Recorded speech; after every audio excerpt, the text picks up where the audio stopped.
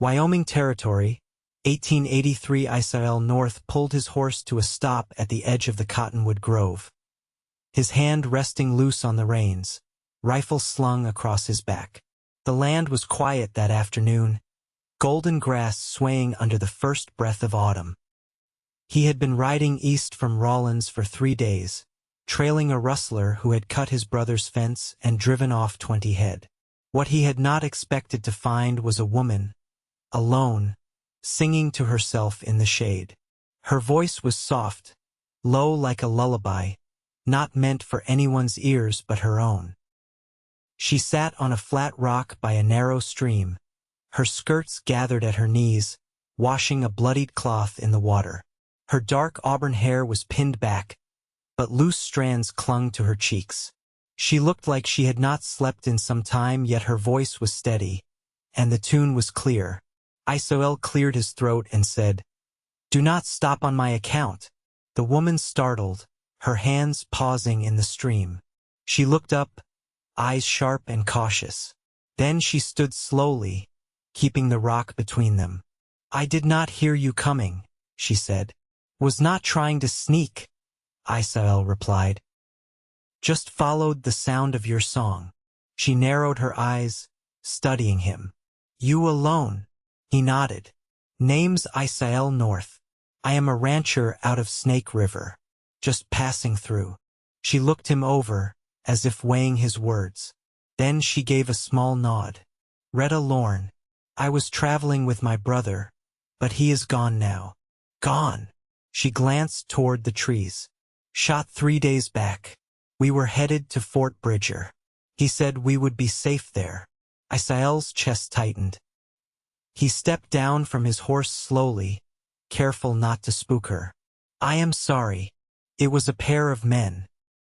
Tried to take our wagon. He would not let them." She turned back to the cloth she had been washing. "I buried him just past that rise." He said nothing for a moment, just let the wind move over them. Then he asked, "You hurt?" "Not bad," she said, lifting a sleeve to show a bruise on her arm and a shallow cut across her shoulder. "One grabbed me. Did not get far." Isael's jaw tensed. "And the men?" "Gone. Took the horses, most of the food. Left me the wagon and a broken wheel." She let out a breath, not quite a laugh. "I reckon they did not think I was worth hauling." "You stayed out here alone?" "I could not carry him far, and I did not want to leave him." Isael nodded, understanding more than he said. "How long since you have eaten?" She looked away. "A day. Maybe 2. Isael took a step forward, slow and purposeful. "I have bread and jerky in my saddlebag. You can have it." Rhetta studied him again. "Why?" He shrugged. "Because you need it." Rhetta hesitated, then finally nodded. "Thank you." He handed her the food and watched her sit back on the rock, tearing into it with quiet hunger. She ate like someone who had not had a chance to stop moving in days. When she was done, she wiped her fingers on her skirt and looked back up at him. "You are not what I expected to find out here. Same could be said for you." She gave a faint smile, tired but real. "Where were you headed?" "Looking for a rustler. But he can wait." She blinked. "You would stop for me?" "You are not someone I ride past," Isael said simply. She looked down at her hands, quiet for a long moment. Then she asked, "You think you could help me fix the wagon?" "I can do better than that," he said. "I can take you to Fort Bridger. I cannot leave him behind." "You won't," Isael said. "We will take him with us. I will help you." Rhetta's eyes filled, but no tears fell. She stood and crossed the space to him, voice soft. "You do not even know me." Isael met her gaze. "I know enough." That night they built a small fire. Isael set up a canvas lean-to for her, and she let him something he knew took trust. She sat close to the flames, arms around her knees, and he sat opposite, his rifle across his lap. "Why were you headed to Fort Bridger?" he asked. My brother wanted to start fresh, she said. We had nothing left in Cedar City. Ma and Pa died last winter. Then the homestead burned. He thought we could find work out here. Maybe a life. I am sorry, Isael said again. She looked at him. What about you? You always help women you find singing in the woods. He chuckled low and warm. You are the first. She smiled, then picked up a small stick and drew circles in the dirt. I was not really singing, just trying to hold on. He looked at her across the fire, the way the light softened her features, touched her hair. You held on just fine. They slept close that night, though not together. He kept watch, rifle across his knees, eyes on the trees. She slept finally, breathing even and calm. In the morning, Isael helped her dig up the grave. They wrapped her brother in a blanket, and Isael built a small sled from the wagon's broken boards. Took hours, but they managed to hitch it behind his horse. They rode slow west toward Fort Bridger. The land rolled out endless before them, but she stayed at his side, quiet, steady. By the third day, she spoke more. Did you ever lose someone? She asked as they watered the horse at a creek. Isael looked down. My wife. 2 winters ago. Fever took her fast. Rhetta's face softened. You loved her. He nodded once. She touched his arm, fingers light. I am sorry. They rode in silence after that, but it was not a cold silence. It was the kind that settled between 2 people who understood each other without needing to say much. By the time they reached the outskirts of Fort Bridger, Isael had made a decision he did not voice yet, but it sat firm in his chest. Rhetta turned to him as they looked down on the wooden buildings and smoke rising from chimneys. I do not know what to do now, she said. He looked at her. You do not have to figure it all out today. She looked at him for a long time. I feel safe with you. Isael reached out and brushed a strand of hair from her cheek. I want you to. She leaned in a little, just enough that he could feel the warmth of her breath. You think there is something here? He nodded. I do. Her lips curved. I think I do too. And just like that, for the first time in weeks, she smiled without sadness behind it. The wind carried the tang of pine and distant wood smoke as Isael and Rhetta entered Fort Bridger beneath a sky streaked with rose-colored light. The post bustled quietly, soldiers moving between barracks, a blacksmith hammering outside his shop, a wagon creaking past with a woman and 3 children seated in back. Isael tipped his hat to a passing officer but kept his pace steady beside Rhetta, who walked with her shoulders straight despite the wear in her step. They brought her brother's body to the mission chapel just beyond the fort's edge, a small building with peeling whitewash and a bell that hadn't rung in years. The priest, a thin, soft-spoken man in his 50s, agreed to see to the burial without asking much. Rhetta stood beside the grave as the last clumps of earth were packed down. She didn't speak, but her jaw was set and her chin high, her grief folded inward like a letter never sent. Later, she stood outside the livery where Isael was brushing down his horse. Her arms were crossed, and a light breeze lifted the hem of her skirt. I don't like being idle, she said. Isael paused, ran the currycomb down the gelding's flank. You don't have to be. I'm not asking to be kept, she added, her voice firmer. I can work. He set down the brush and turned to her. I never once thought you were asking that. She studied his face, then looked away toward the main street. I'm good with figures. My pa taught me to keep ledgers. I helped run the supply store back home. I could take work with the quartermaster if he'll have me. Isael leaned against the stall door. You want to stay here? Her fingers twisted together briefly before she stilled them. I don't want to be beholden. Not to this place. Not to you. I haven't asked you to be. I know, she said, quieter now. That's why I'm still standing here. The following day, she met with the quartermaster, a gruff man with tobacco-stained teeth and a voice like gravel. He gave her a week's trial, and she returned that evening with ink smudges on her sleeves and a tired, flickering pride in her eyes. Isael had found them a room above the dry goods store. Small but clean, with a bed, a table, and a window that let in the western light. He gave her the bed without a second thought and slept on a straw mat by the wall. She never argued. One evening, as the sun dropped behind the hills, Rhetta stood at the window, arms wrapped around herself. "I had a sweetheart once," she said. "Before the fire.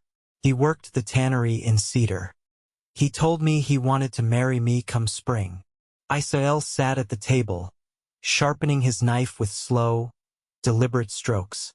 "What stopped him? He died 2 weeks before snow. Mule kicked him while he was hauling hides." Her voice didn't shake. "I never told my brother. He would have gone after the man who owned the mule." Isael set down the whetstone and looked at her. "You carry a lot on your own." She gave a slight nod. "So do you." He didn't ask how she knew. Later that night, she sat across from him on the floor, her knees pulled to her chest, her hair unpinned for the first time since they'd met. The room was quiet, the lantern casting soft gold shadows against the walls. "I keep thinking about the way you said it," she said. "Back in the grove. You're not someone I ride past." He met her gaze. "I meant it. I didn't believe you at first," she admitted. "I didn't think men like you existed anymore." He leaned forward, elbows on his knees. "Maybe I didn't before you." A silence settled between them, not heavy, not uncertain, just full. She reached out and touched his hand, her fingers tentative but sure. "You could leave if you wanted. There's nothing keeping you here." "There is now." She didn't pull away. The next morning, she rose early and packed a small basket with bread, cheese, and boiled eggs from the trader's wife downstairs. They walked out past the edge of the fort, following a path that curved behind the ridge. Isael carried a blanket under his arm, and Rhetta wore a faded shawl stitched with tiny blue flowers. They sat on a flat hilltop overlooking the valley. Below, the trees rustled in the breeze, and a hawk circled high above the pines. Rhetta leaned back on her elbows, face turned toward the sun. "I used to think I'd always be running," she said, "one place to the next, never settling long enough to grow roots."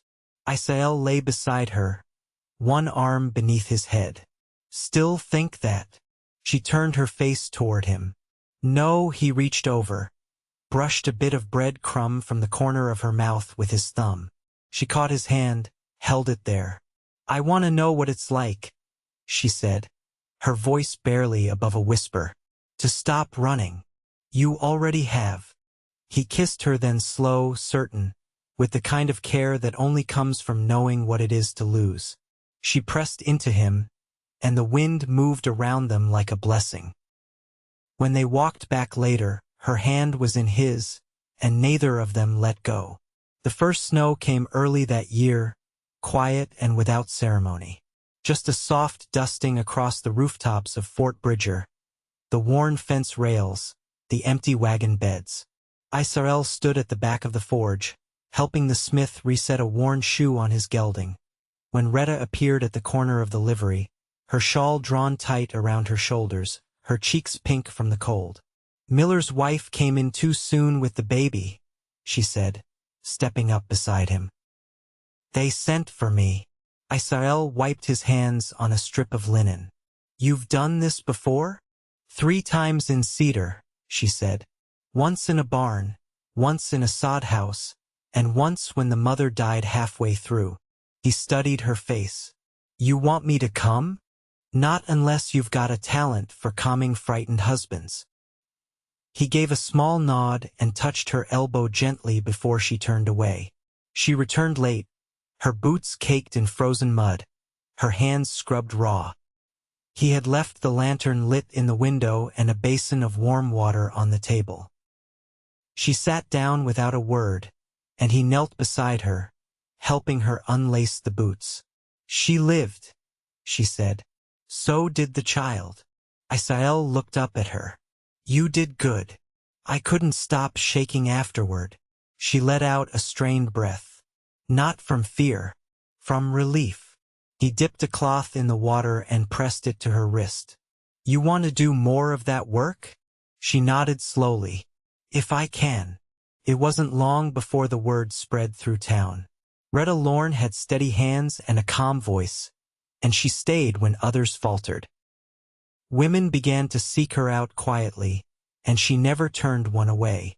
By midwinter, Isael had rented a small lot behind the gunsmith's shop, flat ground with a view of the river bend.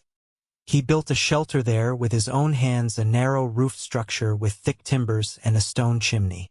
Rhetta moved in with him after the first thaw, though neither of them marked the day out loud. One evening, she stood barefoot in the doorway, rolling up her sleeves. You ever miss riding like you did before? She asked. Long stretches alone. No one asking where you've gone or when you'll be back? Isael set aside the yoke he'd been mending and leaned back on the bench. Not once. She tilted her head. Not even a little? I know where I belong now. She crossed to him and sat beside him on the bench, her knees brushing his. You never ask me to stop working. Not even when I come home worn through. I'd never ask you to be smaller than you are. The silence that followed wasn't empty. It was full of something settled, something sure. Mrs. Townsend's girl is due come April, Rhetta said. She asked if I could stay with her during the last week. Isael nodded. You want me to bring anything while you're there? Maybe a jar of honey, she said, and that will blanket from the foot chest. He reached for her hand. You'll have both. Later, she lay beside him under the quilt, her head on his chest, her breath warm through the linen of his shirt. I used to think peace was something you found when everything else had stopped, she said. But this feels different. Isael stroked her hair, slow and steady. Feels like building something, not just surviving it. She lifted her face, eyes steady. I want to marry you. He didn't flinch.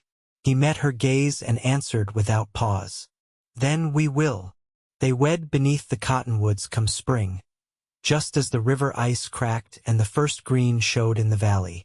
No grand hall, no preacher in fine robes. Just the two of them, a circle of neighbors, and the priest from the chapel who had buried her brother. Isael carved a ring from antler and slid it onto her finger with hands that had never once failed her. Afterward, she pressed her forehead to his, voice soft. You really did stop for me. I'll stop for you every time. And in the hush between wind and water, they began the life they had earned, one forged not from ease but from the quiet, stubborn kind of love that does not falter. Rhetta stood beneath the lean-to, sleeves rolled to the elbow, her hair braided back in a single thick rope. The sun sat low behind her as she poured water from a tin pitcher into the wide earthen basin Isael had set atop a stump. Next to it, a bundle of linen diapers flapped gently on the line, the wind tugging at their corners. Behind the shelter, smoke drifted from the chimney pipe, curling into the pale evening sky.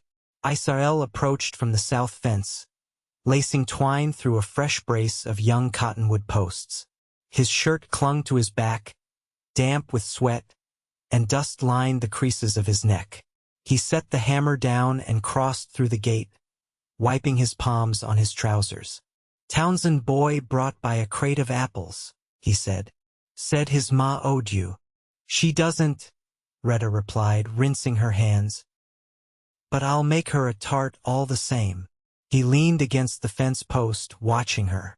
You've taken to this place. I don't think I ever belonged anywhere until now. She turned toward him. It's strange. I used to think I'd need more than this, more bustle, more people. But I don't miss any of it. He stepped closer, brushing a bit of bark from her shoulder. You think we'll always keep pace with one another? I don't think we'll need to, she said, not smiling, but something warmer than that in her eyes. I think we move the same. That night, the wind shifted, carrying the scent of sagebrush and distant rain. Rhetta set a kettle on the stove and pulled her shawl tighter, standing by the open window. Isael sat at the table, oiling the hinges of the old rifle he kept by the door. I had a letter from Eliza Davern, Rhetta said over her shoulder. She's in Evanston now. Took up with her cousin's family after hers died of diphtheria. Isael looked up. You two were close? We were girls together, she said. She used to draw pictures on birch bark and tuck them under my mattress. Why'd you stop writing? Rhetta turned, the lamplight catching in her braid. Because I didn't have anything good to tell her.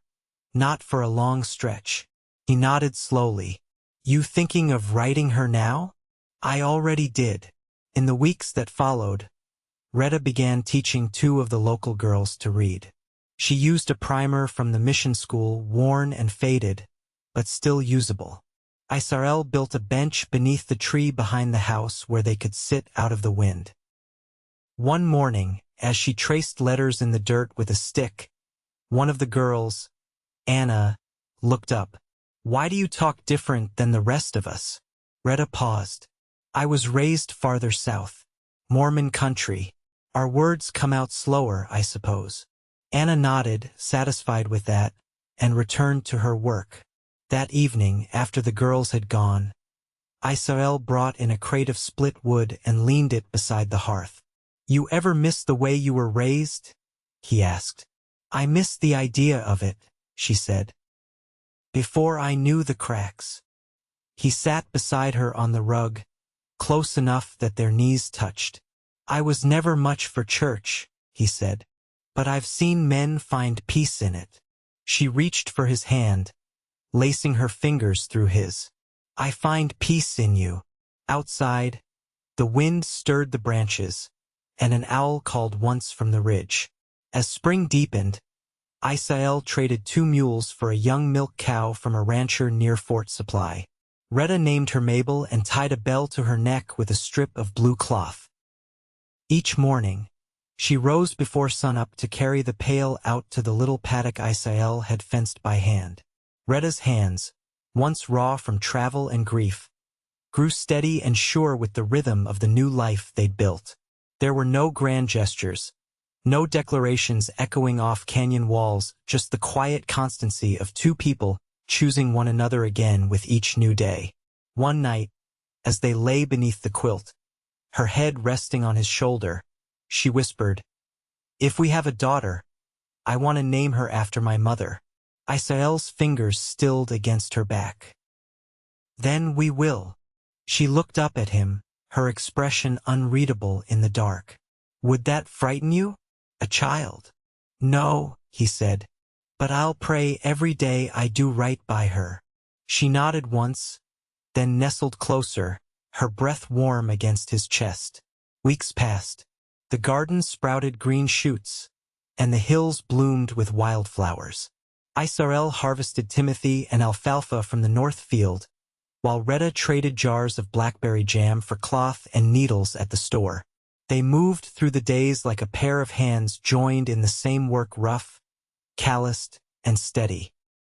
One Sunday, Isael returned from the creek with a string of trout, only to find Rhetta sitting on the steps, a letter in her lap and her eyes distant.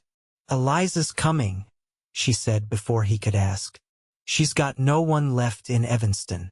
She wants to help with the children here. Children, the ones with no mothers, she said. After last winter's sickness. Isael rested a hand on the back of her neck, his thumb brushing her hairline. Then she's welcome. Rhetta looked up at him, eyes full of something that had no name but carried the weight of years. We're building something that'll hold. He nodded, quiet. We are. And beneath the wide Wyoming sky they kept building. Not with grand plans or promises, but with every beam he raised, every child she steadied, Every quiet evening they passed without the need to speak. It was not the life either had imagined, but it was the one they chose together, and without end. The mountain lilacs bloomed late that year, blue-violet strands threading the fence line near the west pasture. Isael stood beneath the slanted morning light, one hand holding the gate as Mabel's calf nosed clumsily at a patch of clover. The air carried a damp sweetness, and wood smoke from a neighbor's chimney drifted faint in the breeze. He turned at the sound of soft footsteps on gravel. Rhetta walked toward him barefoot, her hem dark with dew. In one hand she held a folded slip of paper, in the other, a small linen bundle tied with twine. "The post rider brought this," she said, offering him the paper. "It's from the land agent in Rock Springs." Isael took it without speaking, his brow furrowing as he read. Then he looked up at her, eyes steady. "They granted the claim," he said. "That north ridge, it's ours now." A slow breath left her, and she set the bundle on the fence rail. "I kept thinking it wouldn't go through." "We've worked it near 2 years," he answered. "They'd have had no cause to deny it." She traced the twine with one finger. "I packed bread and dried cherries. Thought we could ride up and see it." Isael opened the gate for her. "I'll saddle the roan." They rode without hurry, winding through the tall grass where old elk trails still pressed faint paths down to the creek. Rhetta rode side saddle, her skirt tucked clear of the stirrup, her posture straight and relaxed. She didn't speak much, but there was a light in her eyes that hadn't been there the spring before. When they reached the ridge, she slid down and crossed to the edge of the bluff. The land swept out below rolling hills, a narrow stream cutting through willows, and beyond that, the pale shimmer of the Snake River in the far distance. "I want to build here," she said, eyes never leaving the view. "A second house, small, with wide windows. I want space where we can set up a place for women to come if they need rest between towns." Isael stepped beside her. "You'd stay here alone?" "No," she turned to him. "I'd send word when they needed help. But I want them to have somewhere that's quiet, safe. You've given me that.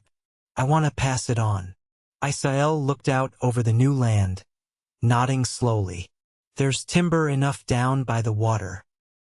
I could start framing by midsummer." Rhetta smiled, her face shaded by the brim of her bonnet. "I knew you'd say that." They shared the bread on a flat rock warmed by the sun. The cherries passed between them with quiet laughter. When Rhetta leaned her head against Isael's shoulder, he wrapped his arm around her without hesitation. Neither needed to speak. The land beneath them was promise enough. That evening, they returned to the main house to find a wagon waiting near the gate. A small woman with sunburned cheeks stood beside it, her hands fidgeting with the hem of her shawl. "You're Mrs. North?" she asked, her voice hoarse. Rhetta nodded, stepping forward. "I am." The woman gestured toward the wagon bed. "My sister's girl she's carrying. Her husband's dead from a fall, and she's got nowhere else." Isael moved to the back of the wagon, pulling aside the canvas. A young woman lay there, pale and exhausted, her eyes fluttering open at the sound of his boots. Rhetta climbed in gently, her hands already checking the girl's wrist. "She's fevered. We'll bring her inside." Together, they carried her to the spare cot Isael had built from pine slats and placed near the stove. Rhetta brewed willow bark and pressed cool cloths to the girl's face while Isael brought in wood and water without being asked. By dawn, the fever had broken. The girl slept deeply, her breath even. Rhetta sat beside her, hair a tangle, hands slack in her lap. "She'll be all right," she whispered. Isael crouched beside her, one hand resting lightly on her knee. "So will you." She leaned into him then, not from weariness, but from trust. It was 3 weeks later when the girl, whose name was Clara, gave birth in the back room with Rhetta guiding her through. Isael waited outside, chopping what he didn't need to chop, until the cry came through the open window. He set down the axe and went in, his boots quiet on the floorboards. Rhetta stood by the bed, hair damp with sweat, her hands stained, but her face calm. "A boy," she said, glancing back at Isael. "Strong lungs on him." Clara held the child to her chest, tears slipping silently down her cheeks. Isael didn't speak, just nodded once and stepped back out into the dusk. That night, as they sat by the fire, Rhetta resting her head on his chest, Isael said, "We'll keep building, you and me." She didn't answer right away. Then, "I never thought I'd be part of something that grew." "You are." She turned to look at him. "Isael." He met her eyes. "I've never loved anyone like this. You know that." "I reckon I do," he said. She leaned in, pressing her lips to his with a gentleness that held no hesitation. When they parted, she rested her forehead against his. "I want a child with you," she whispered. He drew her closer, arms around her back. "Then we will." And in the months that followed, they did just that. The second house rose slow and true, each beam lifted by Isael's hand, each window frame sanded smooth by Rhetta's. Clara stayed on, helping with the garden, her boy toddling behind the hens. Others came in time, a widow from Green River, a half-Shoshone girl fleeing a boarding school, a woman with a broken jaw and no words to tell her story. Rhetta made space for each of them. Isael built beds, fixed fences, and never asked questions that didn't need asking. The home they built became a place where silence healed and trust took root. The spring their daughter came, Rhetta labored for a day and a half, Isael never leaving her side. When the child finally arrived dark-haired, fists curled tight, Rhetta held her close and wept without shame. They named her Miriam, after Rhetta's mother. Years passed. The house on the ridge stood firm through every storm. Rhetta taught her daughter to read beneath the same cottonwood where the first bench had been placed, while Isael taught her to ride, to mend a rope, to listen for the shift in wind that meant snow. They grew older, their hair silvered, their hands thickened with work, but their eyes held the same light they had shared from the first fire under the grove. And every night, after the candles were snuffed and the doors latched, Isael would pull Rhetta close, her head tucked beneath his chin, and whisper the same thing he had told her once, long ago, when all they had was a broken wagon and a stretch of road ahead. "You're not someone I ride past." And she never was. Not for a single day of the life they built, side by side, until the end of their days.